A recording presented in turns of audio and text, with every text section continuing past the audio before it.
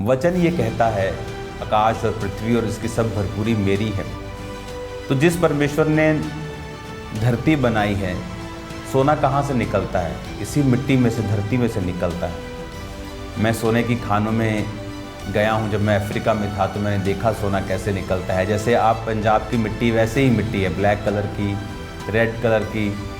तो जब वो मिट्टी को निकालते हैं और उसके बाद उसे छानने का प्रोसेस होता है, वो बेल्ट्स पे चलती हैं, पानी उस पर पड़ता है, तो उसमें सोने के छोटे छोटे कण जो हैं वो मिले होते हैं और वो अलग हो जाते हैं और मिट्टी अलग हो जाती है। 1000 किलो मिट्टी अगर छानो तो सिर्फ 1 ग्राम सोना एवरेज बाहर निकलता है मिट्टी में से।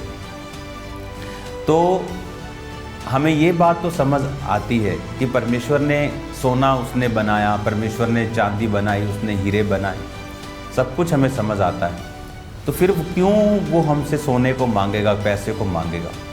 क्योंकि वचन ये कहता है कि इस धरती के ऊपर हमें परमेश्वर की महिमा के लिए बनाया गया।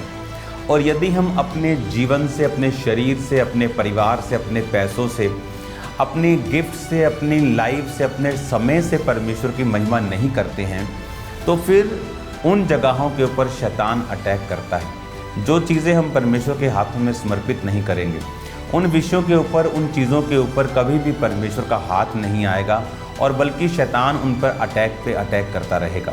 आज क्यों लोगों के बिजनेस ब्लेस्ड नहीं है? क्योंकि उनके फाइनेंसिस जो हैं वो परमेश्वर के लिए डेडिकेटेड नहीं हैं।